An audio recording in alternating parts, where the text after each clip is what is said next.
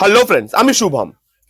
কিছু কিছু সময় সিনেমা দেখতে গিয়ে আমি এরকম শক হয়ে যাই, মানে আমি ভাবিও না যে সিনেমাটা এরকম আউটপুট দেবে, কিন্তু সিনেমাটা দেয়।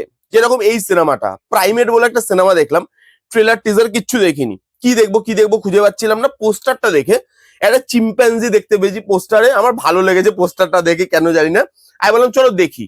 খোঁজাখুঁজি করার পর কোথাও পেলাম না, তাই বললাম চলো জোগাড় করে দেখবো। জোগাড় করে লাকিলি হিন্দি ডাবিং এ পেয়ে গেছি।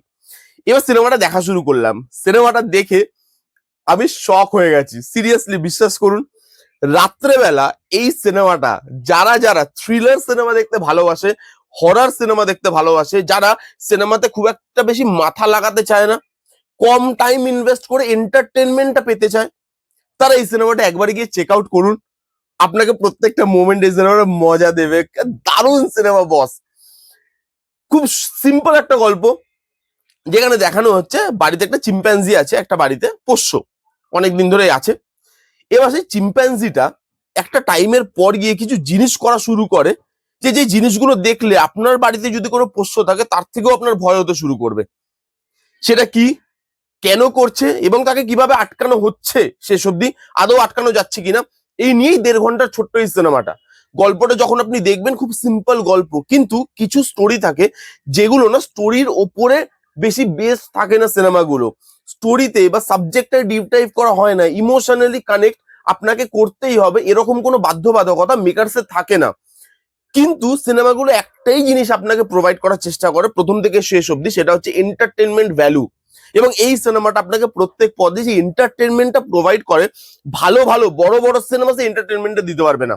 আমরা সিনেমা কেন দেখি? এন্টারটেন হওয়ার জন্য দেখি। তো এবার এই সিনেমায় এত বেশি এন্টারটেনমেন্ট আছে, রাত্রেবেলা যখন আমি দেখছিলাম তখন আমার প্রত্যেকটা টাইমে নিঃশ্বাস বন্ধ হয়ে যাচ্ছিল, গায়ের লোম খাড়া হয়ে যাচ্ছিল। আমি বলছি ভাই এটা কি হচ্ছে? আউটপুট এরকম বেরোবে আমি আশাই করিনি। প্রথমত এখানে যে edge of the seat moment, টেনশনের মোমেন্ট, সেগুলো এত ভালোভাবে ডিজাইন করা যে সেগুলো প্রত্যেক পদই দমবন্ধ ব্যাপারটা, ওই নিঃশ্বাস বন্ধ হওয়া ব্যাপারটা, সেটা ফিল করাতে পারে।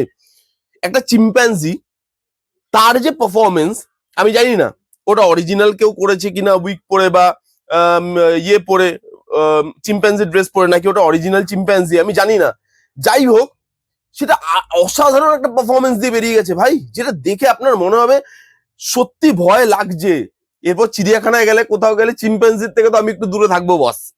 ওই জায়গাটা যেরকম পারফরমেন্স হয়েছে, প্রত্যেকের পারফরমেন্স যেরকম সুন্দর, যেরকম edge of the seat moment দেওয়া হয়েছে, এই সিনেমাটা দুর্বল মানুষদের জন্য নয়, সেটা প্রথম সিনে আপনাকে বুঝিয়ে দেওয়া হবে। প্রথম সিনেমাটা স্টার্ট হচ্ছে এরকম ধরনের সিনেমায় আপনি দেখবেন যে প্রথমেই এমন একটা সিন থাকে যেটা আপনাকে এঙ্গেজ করে নেয় এবং সিনেমাটা কি দেখাতে চাইছে ওটা বুঝিয়ে দেয়। তো প্রথম যখন সিনটা শুরু হয় আমি বুঝতে পারছিলাম যে কিছু একটা হবে, কিন্তু এরকম কিছু একটা দেখবো সেটা আমি আশা করিনি।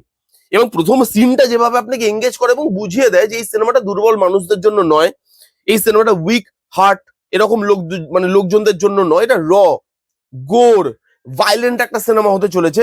তখনই আপনার দেখার মজাটা আরো বেড়ে যায়, যারা এরকম ধরনের সিনেমা দেখতে ভালোবাসে। এখানে যা রনেস আছে, যা গোরেনেস আছে ভাই, যা ভাইলেন্স আছে, ওগুলো মজা দেয়। এরকম করে একটা চোয়াল ছিঁড়ে বার করে নিচ্ছে, চামড়া উঠিয়ে দিচ্ছে মুখের, ওই সিনগুলো ভালো লাগে দেখতে। এবং ওই সিনগুলো এত সুন্দরভাবে ডিজাইন করা, লাইটিং এর এমন সুন্দর কাজ করা হয়েছে, পুরো রেড লাইট পুরো ঘরের মধ্যে, সেখানে ব্লাড শেড চলছে, সেখানে একটা লোক এসে সে দেখছে যখন জিনিসটা, তার কি ইম্প্যাক্ট পড়ছে, বাড়ির যে লোকজন তাদেরই পোষ্য এরকম কাজকর্ম করছে, এবং সেই জিনিসগুলো পরবর্তীকালে তারা যেভাবে ডিল করছে সেই জিনিসগুলোর সাথে, সেগুলো যেভাবে দেখানো হচ্ছে, স্টেজিং যেভাবে করা হয়েছে, হরারের পোর্শন, জাম্পস্কেয়ারের পোর্শন যেভাবে আনা হয়েছে, থ্রিলের পোর্শন যেভাবে আনা হয়েছে, সিম্পল গল্পের মধ্যে কোথাও টাইম ওয়েস্ট করে না, প্রথম থেকে শেষ অবধি টু দ্য পয়েন্ট গল্পটা চলে, সাট করে ঢোকে, দেখায়, বেরিয়ে যায়, কোনো জায়গায় টাইম ওয়েস্ট করে না। সেই জিনিসগুলোর জন্য এই সিনেমাটা, যারা যারা এন্টারটেনমেন্ট ভ্যালুর জন্য সিনেমা দেখেন তাদের জন্য এই সিনেমাটা একবার অন্তত দেখা উচিতই উচিত। আমি তো বলবো আমার সিনেমাটা দারুণ লেগেছে, একটা ভালো টাইম পাস সিনেমা এবং একটা ভালো এন্টারটেনিং সিনেমা, যেটা বেশি মাথা লাগাতে হচ্ছে না এবং আমি এন্টারটেনমেন্ট ভ্যালু গুলো পাচ্ছি। সিরিয়াসলি বলছি, দেখুন, একবার বিশ্বাস করে দেখুন, ভালো লাগবে। এই ছিল প্রাইমেট বলে সিনেমাটা রিভিউ। কারা কারা দেখেছেন কমেন্ট করে জানাবেন যে আপনাদের কিরকম লেগেছে। যারা যারা দেখেননি জানিয়ে গিয়ে দেখতে পারেন। কেমন লাগলো রিভিউটা জানাতে ভুলবেন না। ভালো লাগলে please give Thums up, like করবেন, কমেন্ট করবেন, শেয়ার করবেন, চ্যানেলটাকে মাস্ট সাবস্ক্রাইব করবেন। দেখা হচ্ছে নেক্সট কোনো ভিডিওতে। ততক্ষণ bye bye, take care and be safe.